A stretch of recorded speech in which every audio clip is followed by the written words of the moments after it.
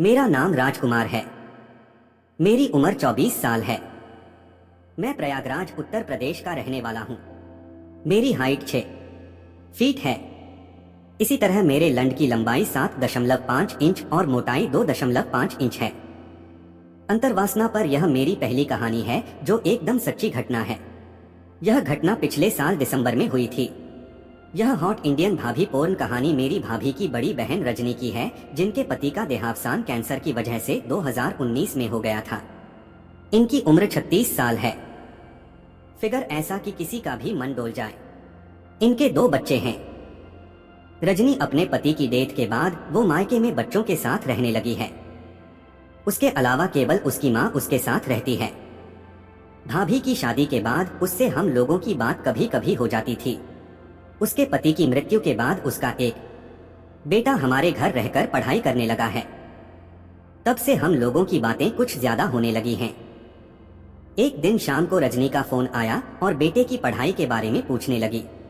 फिर वो बोली, दिन भर घर पर बैठकर बोर होती रहती हूँ तो फोन लगाकर लोगों से बात कर लेती हूँ।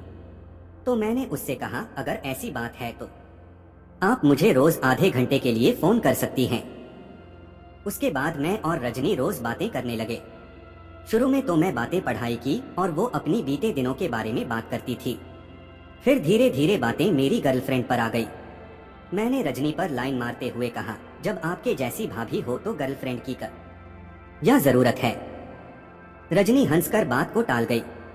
उसके बाद से मैं रजनी को हंसी मजाक में अपनी गर्लफ्रेंड बोलने लगा और वो बुरा भी नहीं मानती थी। बस यही कहती कि कोई अपनी उम्र की पटाओ। धीरे धीरे हम डबल मीनिंग चुटकुले और जोक्स शेयर करने लगे और बातें करने लगे। फिर धीरे धीरे हम सेक्स की बातें करने लगे। तब रजनी ने बताया कि उसने पहला सेक्स अपने पति के साथ ही शादी के बाद किया था। इन बातों को सुनकर अब मैं मन में जल्द से जल्द रजनी को अपने लंड के नीचे लाने के लिए जुगाड़ सोचने लगा।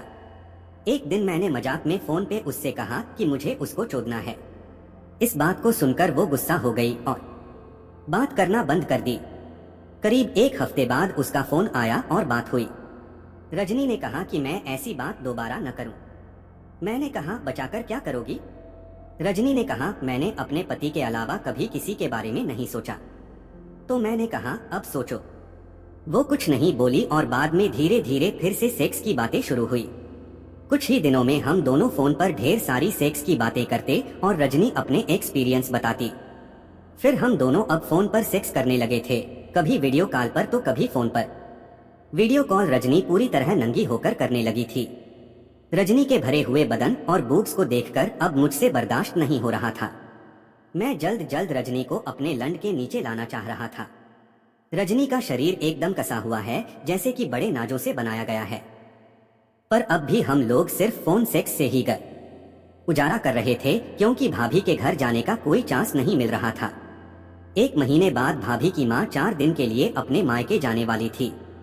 रजनी ने फोन करके मुझे पहले ही बता दिया था। और फिर रजनी का फोन भाभी के पास आया कि अगले 4 दिन वो घर पर अकेले रहने वाली है, इसीलिए भाभी मुझको घर पर भेज दे। अगले दिन सुबह भाभी ने हमको अपने घर जाने को बोला। मैं बहुत खुशी से जाने लिए तैयार था। शाम को मैं 3 बजे घर से निकला। रास्ते में जाते वक्त मैंने मेडिकल शॉप से कंडोम और सेक्स की गोली ली। 5 बजे मैं रजनी के घर पहुंच गया। तब तक उसकी माँ जा चुकी थी। शाम को सबसे पहले पहुंचकर मैंने फ्रिज में बर्फ जमने के लिए रख दिया और फिर बात करने बैठ गए। उसका छोटा बेटा मेरी मोबाइल में गेम खेलने लगा। रात को रजनी ने खाना बनाया और तकरीबन रात 9 बजे हम तीनों ने खाना खाया और साथ में मैंने सेक्स की 1 गोली खा ली।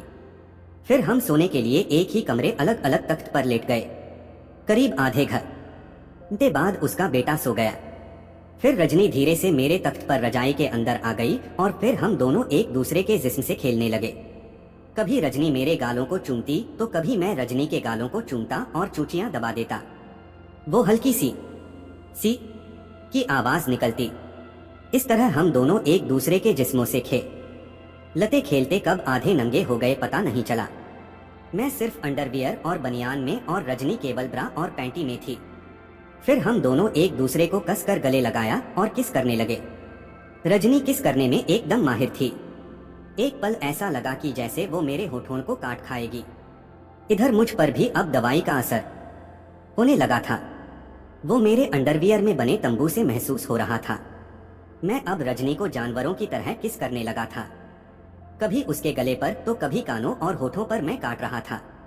और रजनी के मुंह से सिर्फ आ ई आ सी आ सी आ आ ई आ सी आ सी की कामुक आवाजें आ रही थी। मैं गले से चूमते हुए चूचियों तक पहुंचा जो अब तक ब्रा में कैद थी। एक ही झटके से मैंने ब्रा को खींचा और पीछे से उसकी स्ट्रिप टूटकर रजनी की चूचियों पर लगी, जिससे उसकी चीख अरे मम्मी रे निकल गई। मैंने उसके गालों पर किस किया और चूचियों को दबाने लगा। उसके मुंह से आ ई आ सी आ सी के आवाजें निकल रही थी। अब मैंने उसकी दोनों चूचियों को हाथों से मसला और उसके मुंह से आ सी नी कली।